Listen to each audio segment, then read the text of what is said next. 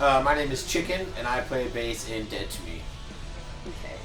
What is Dead to Me like? What do you guys play? What's your thesis statement for Dead to Me? We're a punk rock band. We're from San Francisco, California. I would say we're in the vein of like kind of the older East Bay punk rock sound. Go ahead. Hi, Chris. You're fine. I just need my clothes. Do it. Sorry. Hello. Hi. How you doing? Good, how are you? Good set. Pretty good. Thanks, man. Very good Yeah, set. fun. Riddled with fucking problems, man. Broken pedals, broken strings. Oh yeah. Better to happen all at once, I guess. Broken hearts, man. Broken hearts. Broken Broke spirits. Life the is- hearts of the first front row. That's what you did. Yeah. Sorry to interrupt, guys. No problem. Enjoy yourself. See you later. Cool. Bit. All right. So we did that again. No, I think that one worked out. Don't worry about it. I'll fix it up in the editing. All right. Yep. Sloppy is better sometimes.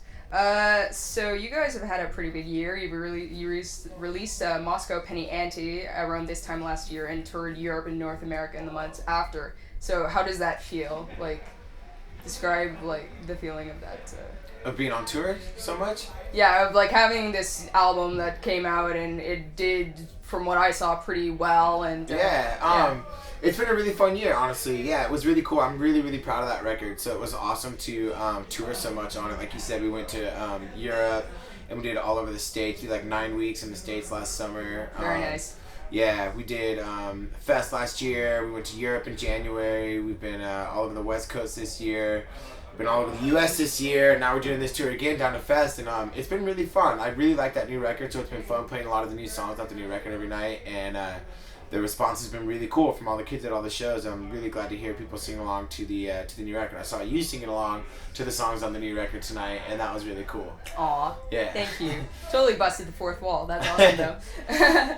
So, do you have a highlight show from this past year? One gig that really like stuck out for you? It was an amazing night. Honestly, I feel kind of cliche saying this, but the Fest. Every year when we play the Fest, that's our favorite show. It's so much fun. It's like it's unbelievable. It's like such a big community of punk rockers from all over the world that go to Gainesville every year and have this big party for a big long weekend, and every year we get to play this amazing show with lots of really good bands, and it just goes nuts, and it's like the funnest time ever. So that's always my funnest show every year is at the Fest, without a doubt. Like it never fails. All right. Yeah. Cool. So on the flip side, what's the strangest or worst gig you played this year? Strangest? I don't know if there's a worst gig. They're all fun. Like even if nobody shows up, they're all fun. We've had some strange ones. I think one of the strangest shows we played was in Belgorod, Russia.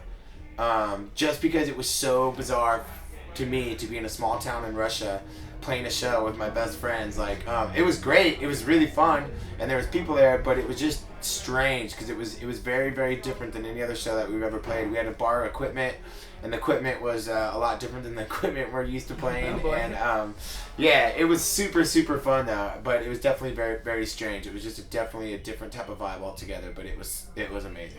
Nice. Yeah. So did you have a favorite song to play live off MPA, and did it change over time, over the course of playing the album live to people? Yeah, good question. For a while there, I really liked playing The Whole World's Gone Mad. I really liked playing that song live a lot, but now I think I like playing Undertow, the first song off the record, the best, just because we play it first every night. And it's just got a good energetic vibe to it, and it just kind of kicks right in, and it's like pretty powerful song. So I really like it. Yeah. So Dead to Me is a band that's changed lineups a few times. People often talk about lineup changes like it's really detrimental to a group. Is that necessarily the case? Like, have you found any positives going through several lineup changes? Has it made it better? It's been fun. Like for me, I feel like. All the lineup changes we had were because of like just logistics. Like our first singer, one of the other guys that sang on the first record, he left because he had a baby and was starting a family. the other guy, then we got another singer named Nathan, and he was on African Elephants, and he left because he didn't like to tour anymore. So it was like, it was never bad blood or anything between any of the people that left. Okay, that's good. It was just logistics, and for me, it's always fun getting new members because it's like, it breathes it's like a breath of fresh air into the band, and it's like, it's a different dynamic. And the lineup we have now is like, it's going really, really, really well. I like having the 2 guitar players again, and it's super fun. And like, the guys are my best friends. I've always picked people in the band that are my friends over people that I don't know that well that are just really good at playing. You know what I mean? I've always chose friends for the band, so it works out better that way for me. Great. Yeah. Alright, so here's a few fun questions. Questions. Silly questions, I should say. So touring in a band with the same dudes for a long period of time allows you to like really get to know each other, obviously. So what are each other's annoying habits? Annoying habits. Well, Sam, my guitar player Sam, he has a crazy cough where he hacks up a lung, and I would say, I don't know if that's a habit of his, but he does it every morning when we wake up, and it's kind of gnarly. So that would probably be his. My drummer Ian is very clean, and he's obsessive about cleaning the van all the time. And so if there's ever any trash in the van, he gets upset, and he likes to clean the van like. This is the opposite of most people. All the time. I know. Most people are like, just trash it, but it's not annoying, but he gets really upset when like there's like trash and garbage laying around the van. I guess my annoying habit is probably that I like silence in the van. Like whenever I'm driving, I like silence. I don't like to listen to music. I put on if I do anything, I'll put on a headphone and I'll listen to like podcasts, like lectures on religion and like stuff like that. Like I don't listen to music. Like I just kind of really like quiet time in the van, because we're at shows all the time and our ears are always being like pounded by music, loud music everywhere we go. So like when I'm in the van, I like it to be quiet. So that's probably my annoying habit. To the other guys, they're probably like, we want to listen to some fucking music, you know? Sorry for cussing.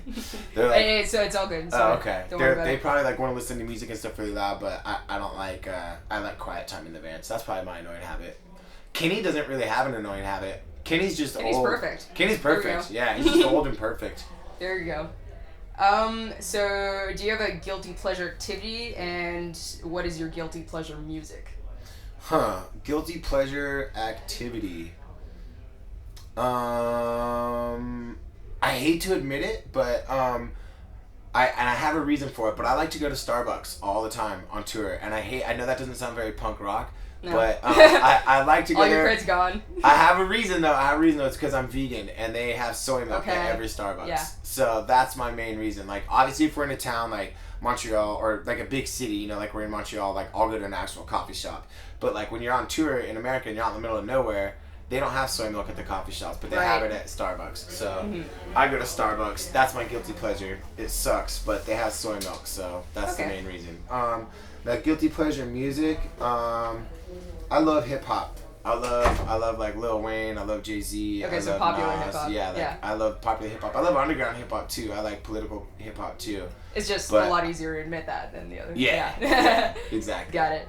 All right, so last question. You toured the world, awesome album out. What's next for you guys? What's next? After this tour, we're touring down to the Fest. We're playing the Fest at the end of October.